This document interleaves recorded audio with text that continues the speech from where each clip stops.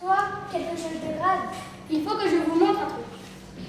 Quoi? Mais t'es complètement malade. Mais t'es complètement malade. Branchez tout de suite. Tu n'as pas le droit d'apporter un truc comme ça à l'école. Je n'avais pas le droit d'en avoir une. C'est interdit. Place au procès.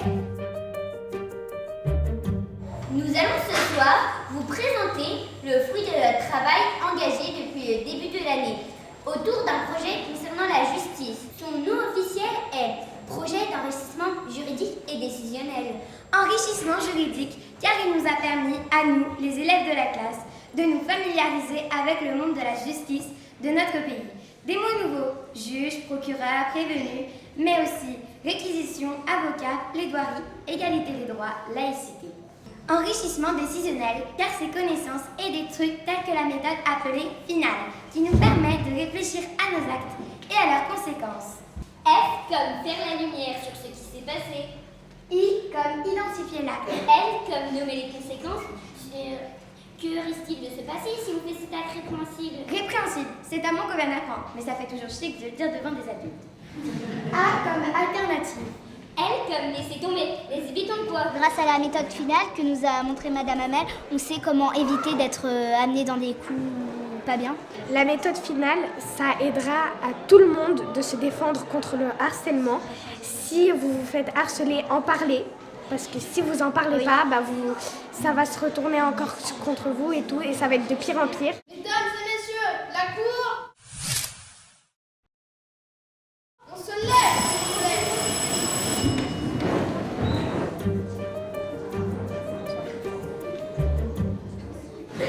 L'audience est ouverte. Antoine, peux-tu venir à la barre, s'il te plaît?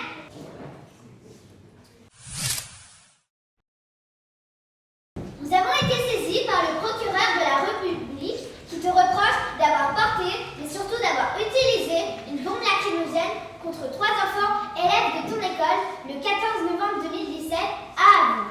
Nous commencerons par entendre 2 policiers. Antoine s'est présenté au commissariat le 16 novembre, accompagné de ses parents. Au début, il a nié avoir aspergé de bombes lacrymogènes ses camarades et nous a dit être allé à l'école comme chaque matin. Mais quand je lui ai dit que 2 témoins l'avaient vu faire, il a pleuré longtemps et nous a tout de suite déclaré que 2 témoins l'avaient vu et nous a tout de suite déclaré que 3 élèves de sa classe se seraient moqués de lui auraient aussi pris son goûter et à l'étude, il lui aurait fait des plaisanteries en lui cachant son sac ou ses affaires. Il lui aurait aussi pris sa casquette et en classe, il lui aurait fait des croche-pattes. C'était selon les mots d'Antoine super dur. Antoine nous a dit que cette situation durait depuis des semaines, qu'il n'en a parlé ni à ses amis, ni à ses parents, ni à sa maîtresse. Il nous a dit qu'un jour, en allant au stade, il aurait trouvé à côté d'une poubelle une bombe lacrymogène.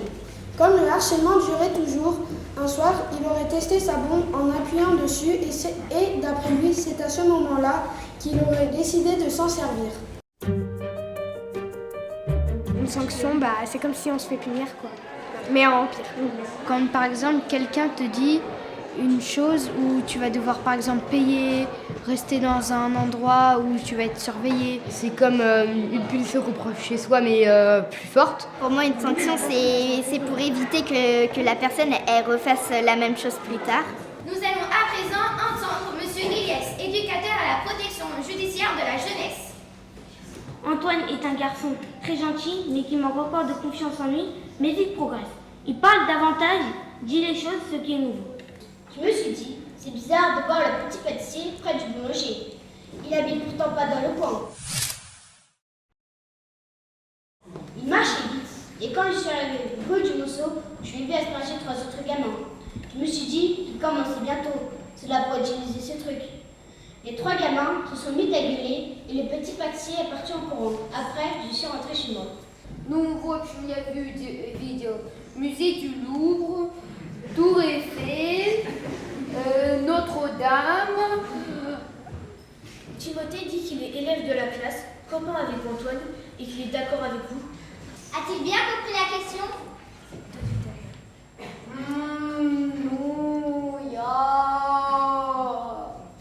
Il dit qu'il a vu Antoine asperger chaud, Victoria et Manon avec une espèce de mousse à raser et qu'il a bien compris la question. Je demande à présent aux victimes de se présenter. Vous vous rendez bien compte qu'Antoine a été agressé. Ces gamins l'ont harcelé pendant des mois. Vous vous rendez compte ce que mon fils a vécu pendant toutes ces semaines? J'aime bien faire des blagues. Eux aussi, on fait des blagues aux autres. Ou on leur pique des trucs. Mais ce n'est jamais méchant, c'est juste comme ça, pour plaisanter. C'est juste comme ça, dis-tu? Tu as entendu, Antoine? Tu as entendu sa souffrance écrite par les policiers? C'était surtout Victoria qui voulait faire des trucs. Nous, Sean et moi, on la suivait et on rigolait. Tu réalises que suivre, comme tu le dis, fait de toi une complice et c'est presque aussi grave? Non, je ne savais pas. Je marchais dans la rue et soudain je vois Antoine foncer vers nous et nous asperger comme ça. Et tu ne t'es pas demandé pourquoi? Non, je me suis simplement dit qu'il pétait les plombs. Ce procès, en fait, qu'on a fait, nous a un peu fait réfléchir à ce qui est juste et injuste. On voit à peu près quels droits ont les adultes et quels droits ont les enfants et ce qu'on n'a pas le droit de faire et ce que les adultes non plus n'ont pas le droit de faire. Et surtout les peines qui sont différentes.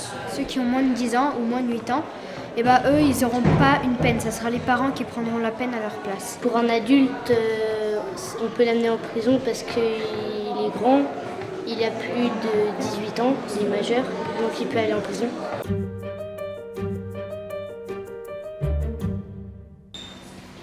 Maître Tishmina, vous avez la parole pour Victoria. Victoria, la cliente, est devenue une jeune adolescente pleine d'énergie qui n'a pas pris conscience des actes qu'elle a commis. Mais c'est une élève sérieuse dont le caractère est bien trempé. Et vous l'avez vu, elle n'a pas sa langue dans sa poche. Manon consulte régulièrement une psychologue. Et pour elle aussi, les frais engagés par la famille représentent une charge financière non négligeable. Je vous demande d'en tenir compte dans votre jugement. Sean, lors de l'agression, a en partie esquivé le jet de la bombe et a pu encore partir chez lui. C'est dominant. Pourquoi et comment Antoine pâtissier a pu se conduire ainsi? Je crois, maître, que Sean a maintenant dû comprendre les raisons pour lesquelles Antoine avait commis ce geste. Ou en tout cas, c'est à espérer. Madame la Présidente, je tiens à dire que cette affaire est complexe. Et l'audience présente nous pousse à prendre des décisions graves. Mais ce qui est grave, c'est qu'Antoine, en toute conscience, alors qu'il était chez lui, ainsi que nous l'avons entendu dans la réquisition faite au commissariat, a réfléchi à ce qu'il allait faire pour se venger. À l'écoute de ce que ces 3 enfants disent des actes commis avant les événements du 14 novembre et du témoignage de la mère du jeune Antoine, mes collègues et moi avons décidé d'engager une procédure à l'égard de Victoria Rougal, Manon Larcy et Sean au motif de harcèlement. Les familles recevront prochainement une convocation. Madame la Présidente, Antoine est avant tout une victime. Une victime, maître, qui a utilisé une arme de catégorie B8. Dans leur plaidoirie, une avocate nous a rappelé les dangers de cette bombe lacrymogène. Je précise également que cette audience concerne Antoine Pâtissier. Monsieur le juge, je vous demanderai de ne pas m'interrompre. Je le répète, Antoine est une victime de ses camarades de classe qui chaque jour se moquaient de lui, le rabaissaient, l'humiliaient, le harcelaient. Car il s'agit bien de cela. Antoine a été la victime ordinaire du harcèlement ordinaire et quotidien qu'aucun adulte n'a su déceler. Je voudrais leur dire qu'ils m'ont fait du mal et que ce n'est pas parce que je ne disais rien, j'avais peur, que je ne souffrais pas. L'audience est levée durant le temps du délibéré.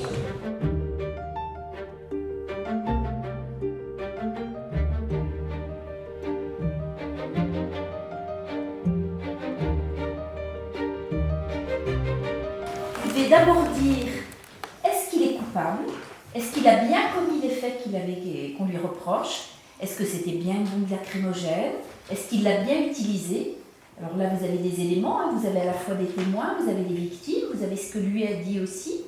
Et puis la deuxième chose, qui sera sans doute plus difficile pour vous, c'est quelle est la sanction adaptée pour lui. Ça doit être éducatif, ça doit avoir du sens, il doit comprendre pourquoi on le condamne, mais surtout l'idée c'est qu'il ne recommence pas.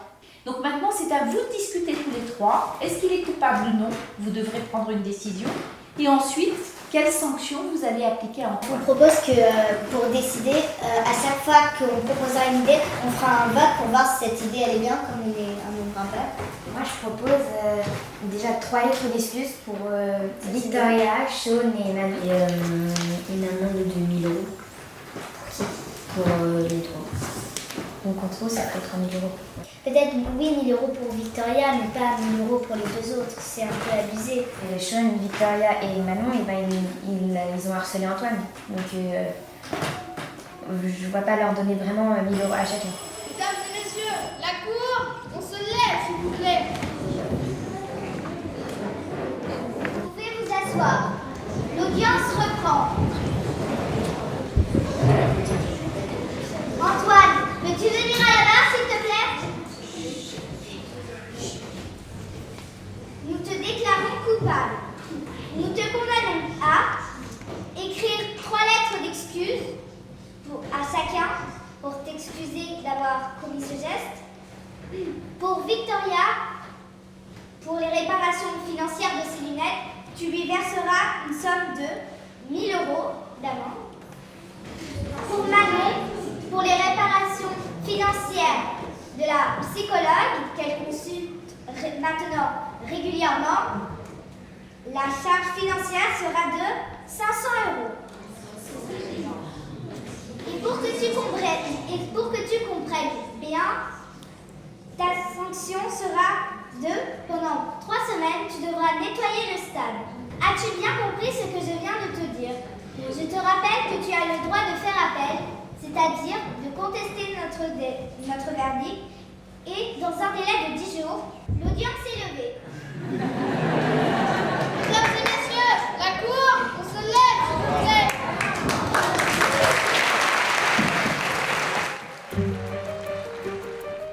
J'aimerais bien être avocate parce qu'on défend une personne, mais juge, c'est une assez lourde responsabilité parce qu'on doit donner une peine et en même temps, on dirige un peu le tribunal. J'aimerais bien être procureur parce qu'on implique, on va dire, les lois.